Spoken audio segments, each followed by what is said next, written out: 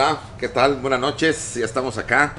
Ya deseaba yo volver a estar con ustedes, aunque sea de manera virtual, pero al menos estamos en contacto de alguna manera, pues, semidirecto. Bien, pues vamos a continuar con lo que vimos la semana pasada y esta vez nos vamos a enfocar ya más a Doña Marina. La vez pasada fue más a Cortés, puse el cuadro histórico de cómo estaban las cosas y ahora vamos a ver la relación entre ellos. Bien, bien, la entrada a México Tenochtitlan, ok, va a ocurrir en noviembre de 1521, de 1519, perdón, en noviembre. Y cuando entran, al menos lo que describe Bernal, es que Moctezuma se encontraba en un lugar que por tradición se cree que es donde hoy está construido el templo del Jesús Nazareno en la Ciudad de México, ¿okay? Que está la parte, pues de hecho en la parte posterior del templo hay una especie como de cuadro gigantesco donde se ve esta imagen, la entrevista de Cortés Moctezuma sobre la calle Pino Suárez, ¿okay? Bueno, no se conoce en México. Y que entraron de la siguiente manera: Cortés entra a caballo, ¿okay? Junto a él venía caminando Doña Marina, quien no montaba a caballo, y atrás venía Pedro Alvarado, que era su segundo, y todos los demás. Llega un momento en que cuando llegan a ese punto, Cortés desciende del caballo y se dirige junto a Doña Marina, quien ya se quedan parados unos minutos esperando a que Aguilar, que venía atrás, ¿okay? Se bajara el caballo y los acompañara. Ellos tres son los que se van a acercar a Moctezuma. ¿Okay? Por lo tanto, la que va a ser la receptora directa de lo que Moctezuma le va a decir a Hernán Cortés, ¿okay? Va a ser ella, Doña Marina. En esos momentos todavía necesitaban las buenas habilidades de Aguilar, porque aunque Doña Marina era una persona muy inteligente y estaba aprendiendo el español bastante rápido, todavía no lo manejaba como para una entrevista de esta magnitud. Por eso estaban los tres. ¿Qué es lo que, según Bernal, dice que Doña Marina le dijo? ¿Okay? Que Cortés le dijo a Moctezuma que él era el enviado de un rey muy poderoso llamado Carlos V y que todas esas tierras eran de él, de ese emperador. Y que Moctezuma le dice a Cortés que era bienvenido, que él había cuidado todas esas tierras, ¿okay? Y que le mandara un saludo a su rey y que lo iba a hospedar en el mejor lugar que había en la ciudad, que era el palacio de descanso de los emperadores aztecas, que era el palacio de Axayacal, donde hoy se encuentra el Nacional Monte Piedad, a un costado de la catedral, frente a la catedral de la Ciudad de México, y donde había vivido mucho tiempo el abuelo de Moctezuma, el emperador Axayacatl. Todo esto fue vía Doña Marina. Aquí va a haber una impresión muy grande para el pueblo azteca y para los militares aztecas y para, vamos a llamarle así, el gabinete de Moctezuma, que la que llevaba la voz cantante era esa mujer. Algo inconcebible. Ya habían oído que había una diosa junto a él, junto al señor Malinche, como le decían a Cortés, pero no la habían visto. Y algo importantísimo, se atrevía a hablarle al emperador azteca, pero además a sostenerle la mirada. A partir todo el tiempo, esos meses de noviembre del 19 a junio del 20, que van a estar los españoles en Tenochtitlan, porque hace 500 años estaban ahí precisamente, la que manejaba el pandero era ella, no tanto Cortés, porque la que tenía el control de la comunicación y de decir palabras bonitas al oído de unos u otros o amenazadoras era ella. Quizá por eso, ¿okay?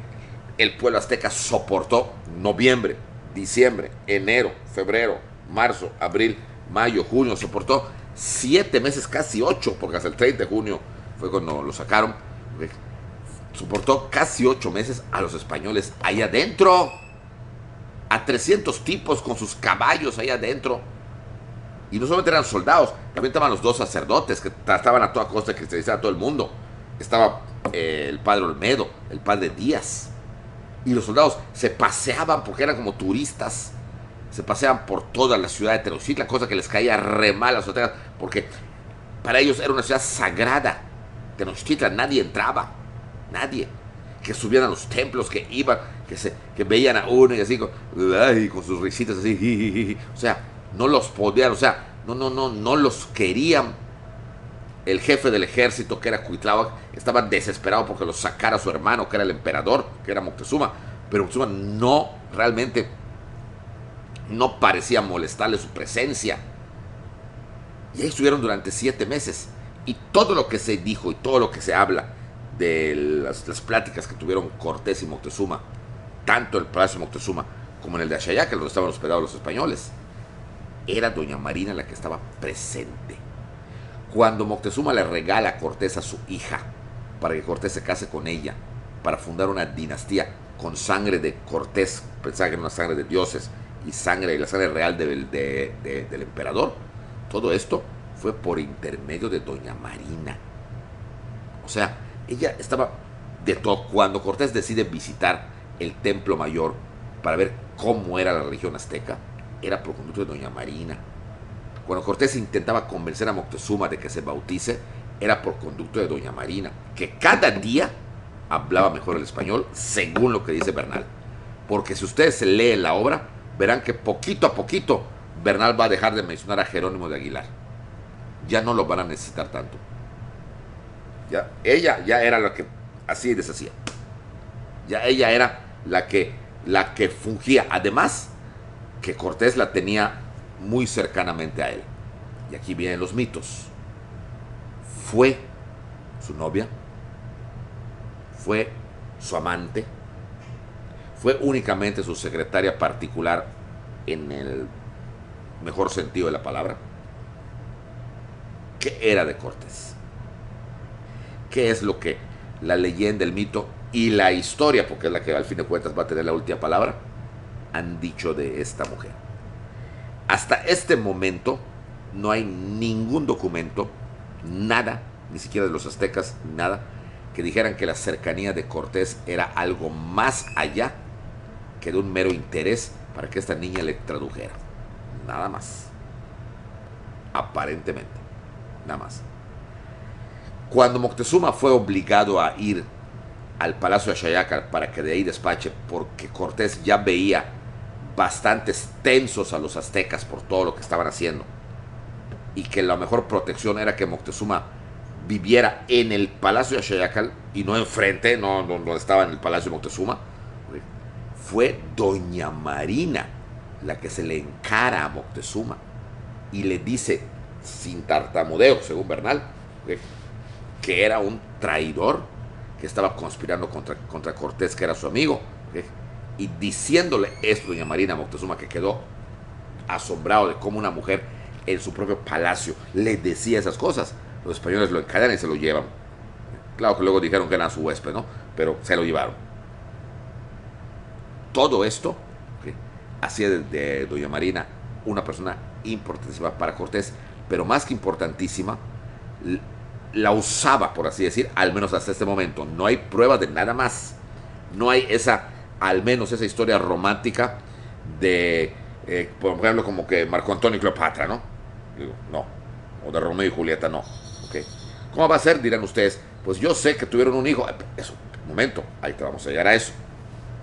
Bueno, estando ahí, en la ciudad, para más o menos para estas fechas, pero de hace 500 años, Cortés recibe una notificación que un grupo de españoles muy bien armados, y muchísimos más que ellos, casi 3,000 gentes, habían llegado a Veracruz.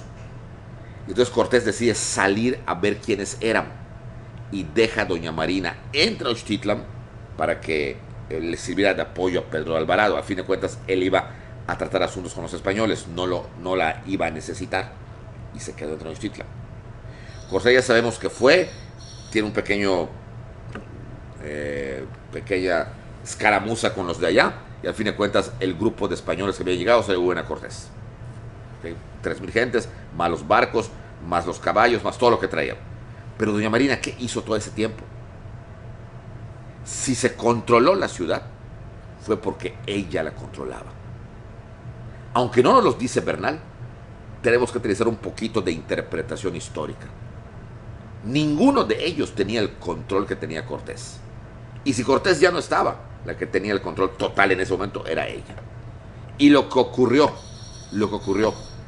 en aquella noche calurosa, bueno, calurosa para los de México, ¿no? No, aquí calor es el de acá, pero calurosa, de mayo de 1521. ¿Okay? Mucho se debe a lo que ella interpretó. ¿Qué ocurría? ¿Qué ocurrió esa noche de mayo de 1521? Había una fiesta en el Templo Mayor, ¿okay? En donde había mucha tensión en el ambiente, porque la multitud, los indios, era como una fiesta general, iban a asistir, e iba a ser la crema innata ahí de todos los aztecas. Y fue doña Marina la que le comenta a Pedro Alvarado, por eso deducimos que ya sabía bastante español, ¿okay? Porque no se menciona aquí, al menos Bernal no menciona en ningún momento a Jerónimo de Aguilar, menciona que fue directo con Pedro Alvarado y que le dijo, hay problemas, ¿okay? Se rumora, ¿okay?, que van a liberar al emperador, se rumora que aprovechando que no es el capitán Cortés, ¿okay?, se van a levantar contra nosotros. Hay rumores, rumores y rumores. O sea, fíjense qué importante cómo era. Ella era los ojos y los oídos de Cortés. Lo oía todo. Entonces, o sea, ¿eso era una traidora? No, no fue traidora. Y aquí vamos a hacer un paréntesis. ¿Por qué no fue traidora? Porque ella no les debía nada a los aztecas. Al contrario, ¿okay?, su propia mamá azteca, la había vendido. O sea, ¿traidora a qué o a quién? Porque si eso vamos, entonces vamos a hacer traidores a todos los indios de Mesoamérica, traidores a los totonacas, traidores a los cepualtecas, los tlaxcaltecas, los cholultecas y todos los ecas habidos y por haber. O sea, todo el mundo, o sea, ¿por qué traidores? El imperio azteca se había hecho odioso. Era odiado y era odioso. Era un imperio tiránico. Era un imperio que no respetaba absolutamente nada de nada. Como dicen los códices tlaxcaltecas, separaban familias para matar y sacrificar a niños y mujeres y no les importaba. Y luego se comían sus cuerpos. Eran antropófagos. Vendían el cuerpo, lo vendían en el mercado de Tlatelolco. Entonces, todos los odiaban. Era un pueblo extraordinariamente odiado. Poderoso, sí, poderosísimo. Pero no los querían. No los querían. O sea, ese concepto de traidor o traidora con la que la han machacado durante casi 500 años es un absurdo histórico. Yo no le veo de dónde está la traición. El ansia de libertad es válida. Y todos los pueblos lo que querían era liberarse del dominio azteca. Todos. Ella en el fondo también lo tenía. No tenía por qué serle fiel a un emperador que había sojuzgado a su pueblo, a una raza que la había vendido a otra raza, porque los mayas y los aztecas son razas diferentes. Entonces, ¿dónde está la traición? Yo no la encuentro, como tampoco la encuentra Mirales, tampoco la encuentra Bernal. Jamás habla de traición, jamás habla de traición, no menciona, porque no había tal cosa, no existía. Que se lo dijera a Cortés, bueno, pues lo tenía que decir, que se lo dijera a Pedro Alvarado. O sea, ella se sentía ya parte de los otros. Entonces, vamos a decir, si eso vamos a llamar traidor a Gonzalo Guerrero también, porque entonces se pasó con los mayas. O sea, hay que tomar en cuenta muy bien el contexto histórico de lo que es de esa palabra que tan infamemente y tan falta de pulcritud histórica muchos pseudo historiadores le han dado, sobre todo en el siglo XX, a doña Marina. Y aunque no puedo asegurar si fueron ellos o no, ¿ok? Pero de ahí viene la palabra Malinche, para llamarle el malinchismo. Bueno, ya quedamos que el Malinche es una palabra masculina y que se le refería a Cortés, no a ella, no a ella. Entonces, cierro paréntesis, era, que por eso lo dijo, que Alvarado, su reacción fue poco política y que quizá abusó del poder delegado que le había dado Cortés. Eso ya es otra cosa. Eso ya es otra cosa. Si Alvarado utilizó o actuó de una manera intempestiva, entonces ya es cosa de Alvarado. ¿Por qué? Porque entonces Alvarado tiene miedo de estos rumores, tiene temor. Solo son 150 hombres que están adentro porque Cortés se había llevado una escolta, no había regresado Cortés, era una fiesta, estaban todos ahí, estaban los militares aztecas. Tuvo miedo, un miedo que, si quieren ustedes, fundado, pero debió haber pensado lo que iba a hacer, porque si ya sabía, como lo tenía que saber, que los aztecas eran muy poderosos, eran muy duros, ellos no habían visto esa dureza de los aztecas, porque hasta ese momento los habían tolerado los aztecas a los españoles. Pero debe haber supuesto que si él manchaba en sangre sus espadas con sangre azteca, los aztecas, por lógica, por lo que ya había oído antes de ellos, que eran muy terribles, iban a reaccionar. O sea, que ahí le faltó a Alvarado colmillo. Siendo una pequeña minoría y además estando adentro de la ratonera, ¿sí? Y en la fiesta inmensa de todos los ratones. Alvarado ordena: pásalos a cuchillo. Tontamente. A los que estaban en la fiesta. Y pasó lo que tenía que pasar. Los aztecas, ¿okay?, hechos para la sangre, para la guerra, para la muerte. Recuerden que su dios principal era Huitzilopochtli, que era el dios de la sangre, la guerra y la muerte. Reaccionan y entonces les sale lo azteca. Ahora sí, perros, cuídense, porque van a ver lo que es bueno. Y entonces Cuitláhuac y los generales tomen dogos y les caen a los aztecas, pero a los españoles. Alvarado se da cuenta que había cometido un error, porque eran unos pocos contra cientos de miles de aztecas que venían, caballeros águilas, caballeros tigres, jaguares, todos los demás, y los van a copar en el templo mayor. Y ahora sí, el clásico, sálvese quien pueda. Hay que llegar al palacio de Axayácatl, que era un palaciote amuralladote, no van a entrar allá, y además está Moctezuma allá adentro. Él nos va a proteger. Y como pueden, y los que pueden, logran llegar allá. Pero sí se echan a un montón de españoles, y solo se los echan en la batalla, no, que los agarran y los sacrifican delante de ellos. Después todo el templo mayor estaba enfrente del palacio, y desde ahí se veía como les sacaban el corazón. Y entonces los españoles, una minoría, perdonad la redundancia, minúscula, se encierran bajo la protección de Moctezuma, que solo lo estaba así. Clásico, probablemente hubiera dicho, eso no lo registró Bernal, pero a lo mejor dijo: ahí está, ya pasó lo que yo no quería, llevo baño de sangre. Y los aztecas entonces rodean, tienen que salir, rodean todo el palacio, ¿okay? Como en la parte de atrás del palacio había acequias, o sea, pasaban canales de agua, el lago de Texcoco era un lago, y es un lago donde está la Ciudad de México. Se los van a bloquear para que no reciban agua, y ahí los van a sitiar. Ahora sí, están metidos en un lío.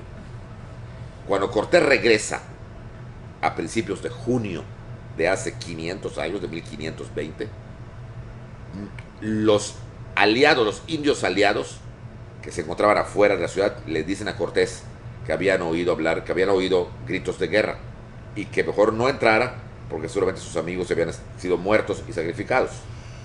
Cortés se pone nervioso, pero con la confianza que le daba traer a 3,000 hombres más, mejor armados, con más cañones, entra a la Ciudad de México. Lo dejan entrar, Lo dejan entrar y lo dejan llegar hasta el palacio. Parece que fue una estrategia. Y ahí entran todos. Y es cuando Cortés se entera de lo que había pasado. Bernal no nos dice en ningún momento si le llamó la atención a Pedro Alvarado, si le gritó, si le digo nada, pero no dice nada, no mencionó, pero para nada pasó la mente de nadie que la culpable era doña Marina. Pero cuando Cortés se da cuenta que habían entrado otra vez a la boca del lobo y que esta vez estaban molestos y que ahora rodeaban, ahora con todos adentro, ahora sí, todos adentro, rodeando el palacio, se da cuenta que había cometido un error. Hay que salir porque aquí adentro, porque estamos fríos, hay que buscar cómo salir de acá. Y ya sabemos por la historia que varias noches intentó salir, varios días también, no podía, eran demasiados los indios, por más que disparaban los cañones en la puerta, pues eran cañones antiguos, eran cañones de un solo tiro, ¿okay? Y sí, cierto, mataban a 100 aztecas, pero de aquí a que volvieran a poner la otra bolota de cañón, que lo metían, que le prendían la mecha, pues ya les habían caído 50 o 100 aztecas más y se llevaban a hacer cañón como souvenir. Entonces, eso no fue efectivo, para nada fue efectivo. Hasta que volvemos a lo mismo, doña Marina. Según Bernal, fue doña Marina la que le propone a Cortés: estamos matando muchos hombres y nos están matando a muchos hombres. Tenemos aquí al emperador, todavía es tu amigo. ¿Por qué no haces que hable con su pueblo para que calme al pueblo? Y entonces Cortés le parece una buena sugerencia y le dice a Moctezuma que haga el favor. Moctezuma estaba en un estado de depresión, eso está claro. Moctezuma estaba ya más del otro mundo que en este, porque estaba muy deprimido por lo que había pasado. Él había tratado de evitar esto, pero pues ya las cosas se habían precipitado. Y accede con la promesa de Cortés de que se fuera. Si yo hablo con mi pueblo, ¿de veras te vas a ir? Me voy, lo que yo salir. Entonces, mira, lo que queremos es salir. Lo que queremos es salir y no volver. Moctezuma se viste con sus mejores galas, su famoso penacho que está en Viena, y entonces lo conduce Cortés, Alvarado, doña Marina, muy importante, no, doña Marina, no menciona a Bernice Bernal, que él estuvo presente, no menciona a Aguilar, hasta el techo del palacio de Axayácatl. Algunos autores hablan de un balcón. Es un poco difícil, como dicen algunos autores, como Juan Mirales, que se entienda balcón. El balcón es muy español, no es tanto azteca. Lo más seguro es que haya sido un techo, el techo, para que lo vieran bien. Y ya cuando ven la figura de Moctezuma, el pueblo como que se tranquiliza. Junto a Moctezuma, pero bajito para que oyera lo que iba a decir, estaba doña Marina. Y junto a doña Marina estaba Cortés. No se la dejo de Aguilar otra vez. Era doña Marina y Cortés. Y según Bernal, si lo que dijo doña Marina fue cierto, tenemos las palabras que Moctezuma le gritó a su pueblo. Palabras más, palabras menos, era: déjenlo salir, ya prometido irse, y que los dejen salir. Y el pueblo, enardecido, pensando que su emperador se había ya totalmente entregado a los españoles, lo apedrea. Y una pedrada le da a Moctezuma en la sien, y Moctezuma muere. ¿Ok? Y termina Moctezuma. ¿Qué sigue después de esto? Una auténtica anarquía en el campo español. Ya no sabían qué hacer, porque su principal escudo había muerto, que era Moctezuma, y ahora cómo.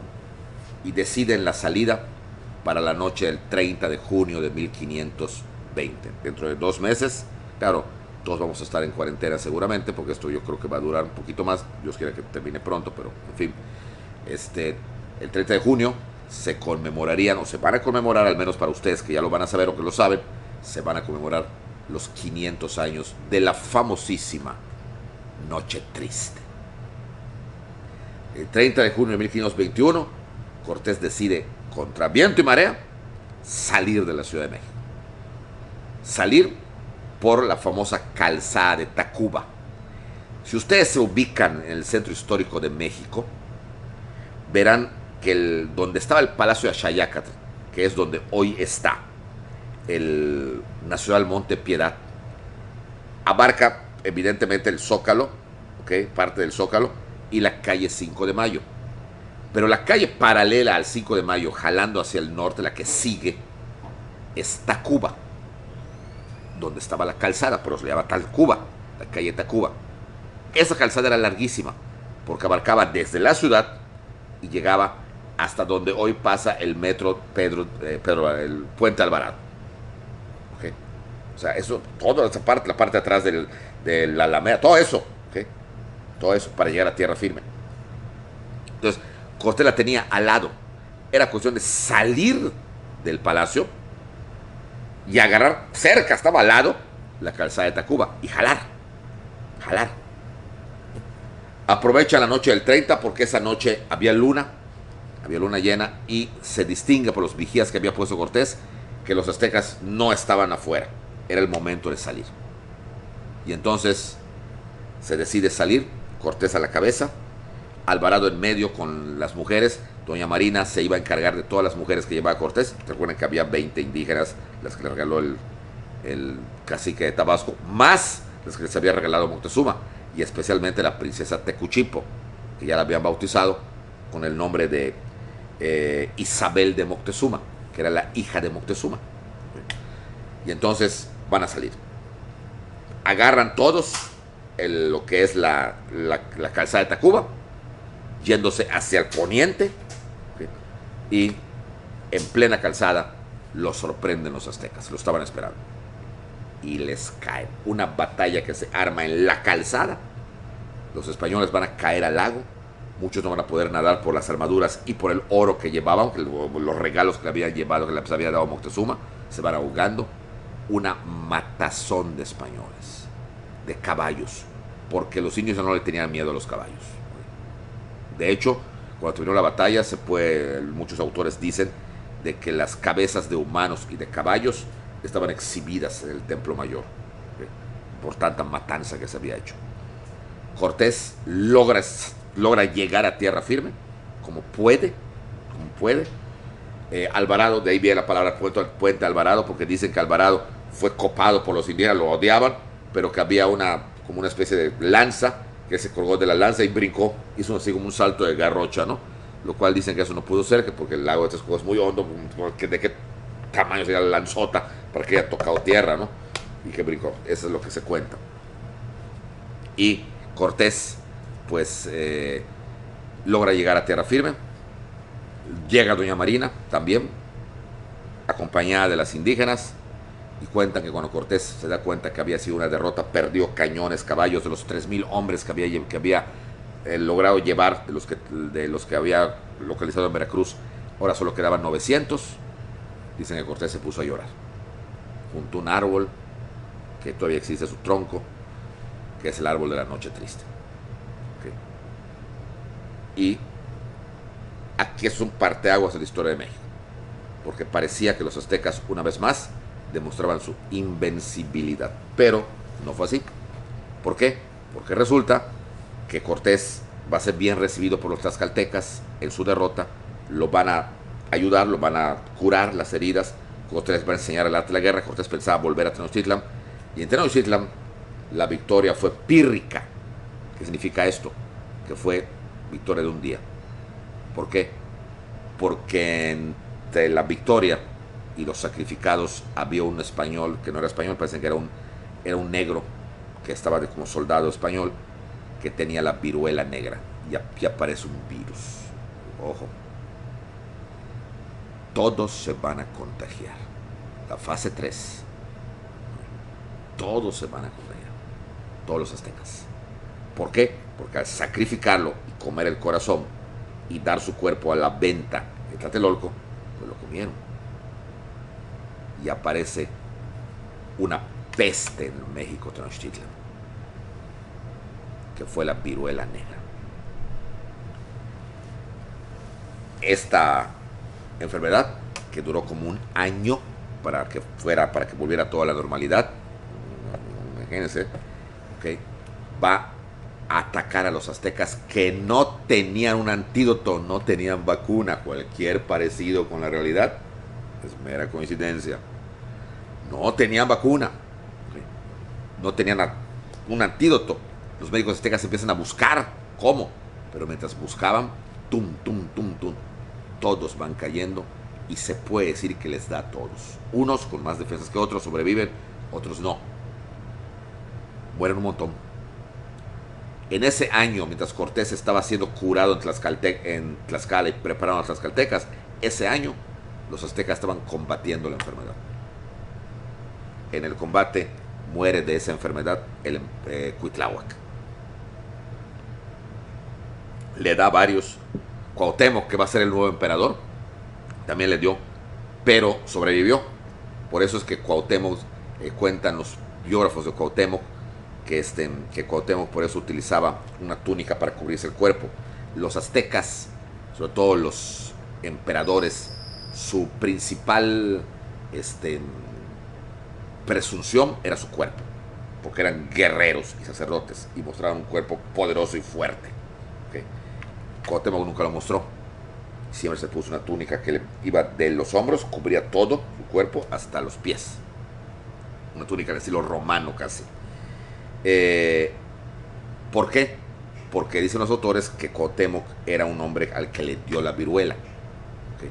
Y estaba todo lleno de llagas. Que estaba muy llagado, porque no sabían qué era, se las quitaba. Nada más que Cuauhtémoc pues no se murió, pero por eso estaba lleno de llagas. El hecho es que después de un año de la Noche Triste, o sea, en 1521, que es lo que viene dentro de un año, los españoles, ya mucho más preparados, con una preparación de los tlaxcaltecas, de los totonacas, de los empualtecas, piensan sitiar Tenochtitlan. Cuando apenas Tenochtitlan estaba pasando la contingencia, cuando apenas Tenochtitlan estaba saliendo de esa enfermedad, estaban convalecientes todavía. ¿Okay? Cuando Cortés los ataca, ¿okay?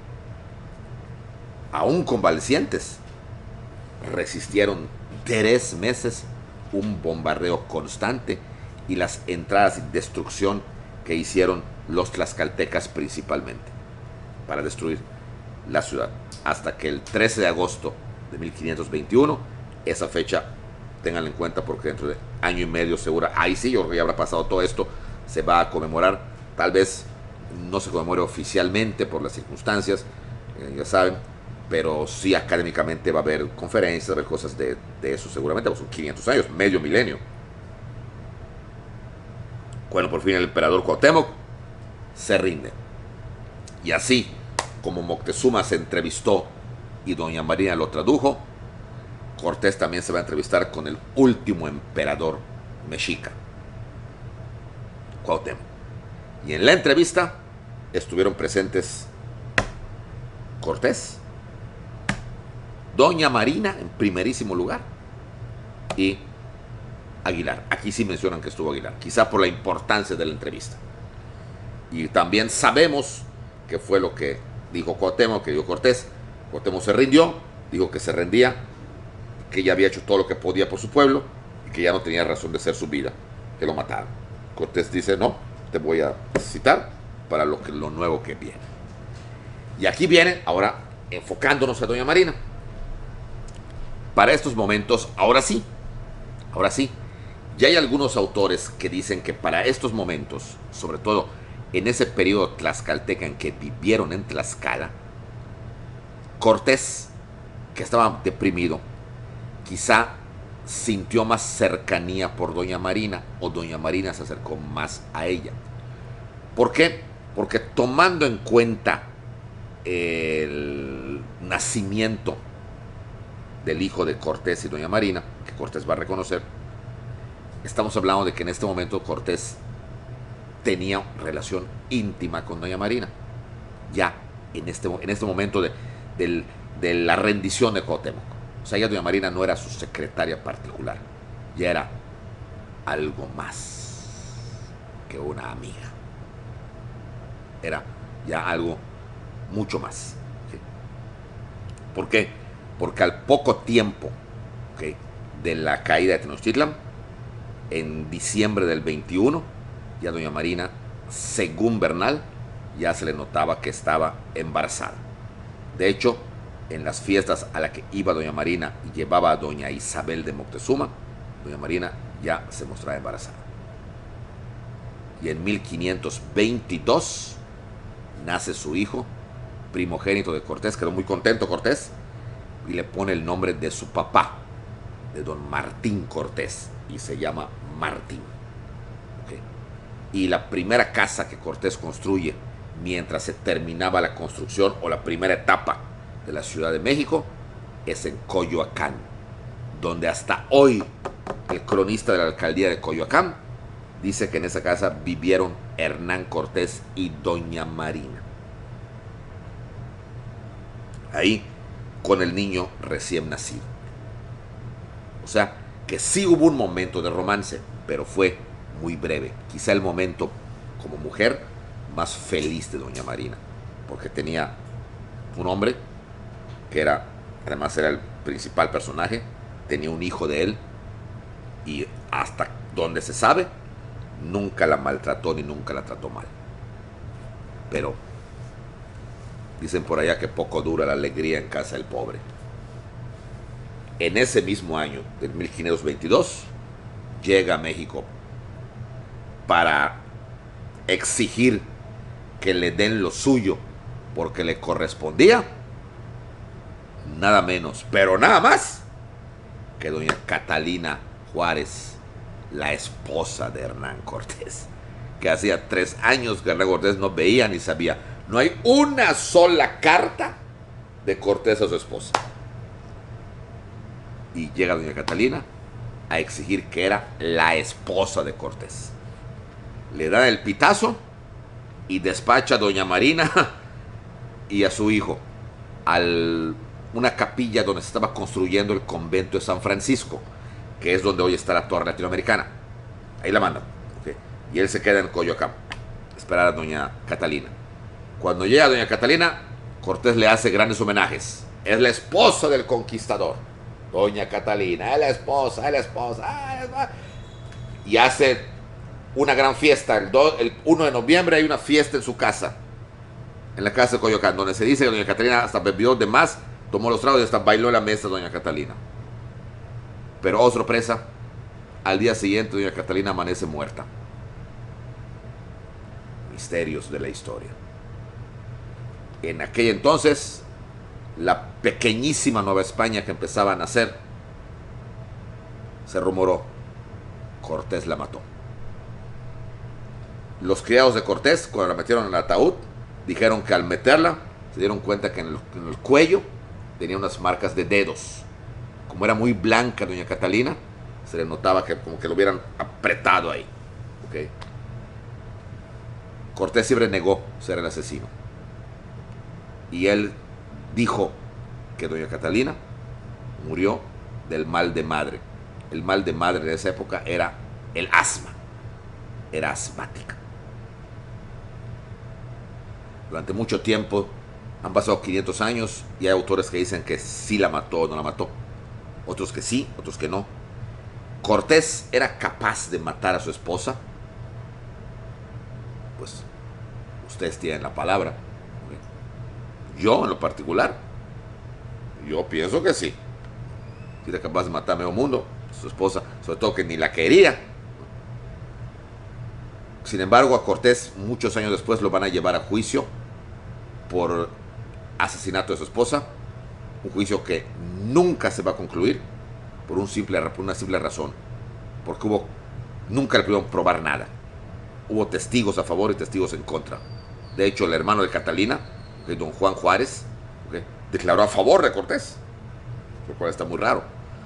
Bueno, sin embargo, después de la muerte de doña Catalina, que se sepa, doña Marina no vuelve con Cortés. O sea, Cortés no la vuelve a llamar. Es más, no sabemos, aquí esas cosas locas que tiene la historia, Cortés la llama, pero para casarla con un amigo, con don Juan Jaramillo. Doña Marina acepta y se casa con Juan Jaramillo. ¿Por qué hizo esto Cortés? De nuevo, misterios de la historia. ¿Estaba realmente enamorado de doña Marina? No lo estaba. ¿Por qué lo casa con un hombre que ni siquiera era de los principales personajes? Era uno más del montón. con don Juan Jaramillo, con lo que tiene, ahí tiene también otra, tiene descendencia, una niña, María Jaramillo. De doña Marina se deja de saber muy pronto. El último momento que se sabe de ella es cuando Cortés se marcha a España en 1528 y le pide que va a llevar a Martín, a su hijo, que ya tenía, pues como, ¿cuántos años? 22, 23, 24, 25, como 6 o 7 años. Ya tenía el hijo, quería llevar que para conocer a sus abuelos y conocer a la otra parte de su patria. Muy triste, muy llorosa, doña Marina acepta. Ya era señora de Jaramillo. Y le entrega a Martín. Nunca más se volvió a escribir de ella. ¿Okay? Jamás. Por lo tanto, se deduce que en ese periodo murió. Cuando Cortés regresa a México en 1533, ya no estaba doña Marina, ya no hay Marina. Por lo tanto, se deduce que murió. Hay versiones, ¿ok?, de que muere de tuberculosis y muere muy joven, como de 28 o 29 años. ¿Okay?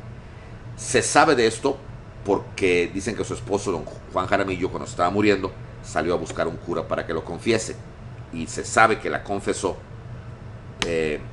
Fray Toribio de Benavente, uno que le decían Motolinía, ¿okay?, que quiere decir el amigo de los indios. Y que la confesó, pero nunca más se vuelve a saber de ella. Jamás. ¿Qué queda hoy de ella? Su casa. Como regalo de bodas, Cortés le regaló a Juan Jaramillo y a ella un solar en el pleno centro histórico de México. Ese solar se encuentra en la parte yéndose hacia el norte de la catedral, la parte de atrás de la catedral, yéndose hacia el norte, en la famosa plazoleta de Santo Domingo. Ya es un comercio, pero dice a la entrada, esta fue la casa de la Malinche, se dice, y de don Juan Jaramillo. Lo que queda de ella, ahí vieron, aparentemente en esa casa murió. ¿Dónde está enterrada? Algún autor llegó a decir que en una cripta de la catedral, en las criptas subterráneas de la Catedral de México. Difícil. Difícil que estén allá porque, para empezar, la catedral no se había terminado, ni siquiera se había empezado. Lo más probable es que la hayan enterrado en el cementerio que ya tenían los franciscanos en el convento de San Francisco, o sea, donde hoy está la Torre Latinoamericana, ¿okay?, y que ahí la hayan enterrado. Sin embargo, cuando vino la expropiación de los conventos y se derrumbó ese convento y se saqueó todo, inclusive el cementerio fue barrido y los huesos perdidos, ¿okay?, si estaba ahí, se perdieron sus huesos.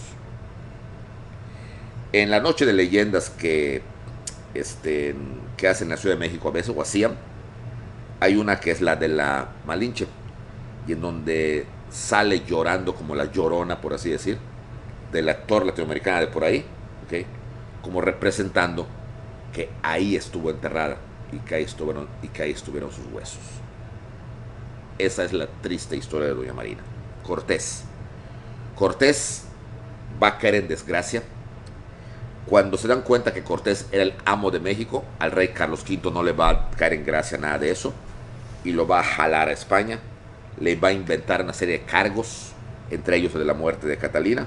El chiste era retenerlo en España, que no vuelva a México, no vuelva, porque tenía mucha influencia en México. Cortés se va a arruinar en juicios ficticios. El rey nunca lo va a reconocer ni le va a dar su lugar, y Cortés va a morir, si bien no en la miseria, sí olvidado totalmente del gobierno español, rodeado de sus hijos, eso sí. Cortés, por cierto, se me olvidó decirles que se vuelve a casar en España con una señora española, doña Juana de Zúñiga. O sea, Mario Cortés, sí, no, Cortés tuvo 11 hijos, ¿sí? Casados tuvo 2 veces, y un amante oficial, por así decir, a menos un tiempo, doña Marina.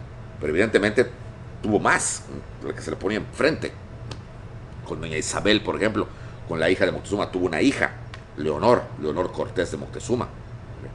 Porque Cortés venía, era una aventura, y pues de esa aventura nacía alguien. Entonces Cortés va a reconocer a todos sus hijos a los 11, ¿okay? Y lo único que les va a pedir cuando se está ya muriendo es que sus restos sean traídos a México. Él muere y primero es enterrado en una capillita cercana a Sevilla y los hijos juran traerlo a México. Cuando logran juntar un dinerito, lo traen a México y lo van a sepultar donde hoy se encuentran sus restos, en el Hospital de Jesús Nazareno, en la Ciudad de México. Precisamente la iglesia que Hernán Cortés funda para los indios pobres después de la conquista de México. Y la funda en ese lugar, porque ese es el lugar, según Bernal, donde fue su entrevista con Moctezuma cuando entra a la Ciudad de México. El Hospital de Jesús Nazareno se encuentra entre las calles Pino Suárez, que desemboca en el Palacio Nacional, ¿okay? Y la avenida 20 de noviembre, que choca con el Zócalo y directo hacia la catedral. ¿Okay? Ahí se encuentra la iglesia de Jesús Nazareno y el Hospital del Jesús, que antes le pertenecía a la iglesia, ahora es un hospital para gente muy humilde de la Ciudad de México. ¿Okay? Esa fue la historia de Cortés y la Malinche, una historia de amor muy breve, ¿okay? Muy breve, pero que procreó un hijo que fue don Martín Cortés, que luego, ¿okay?, va a querer independizar la Nueva España de España.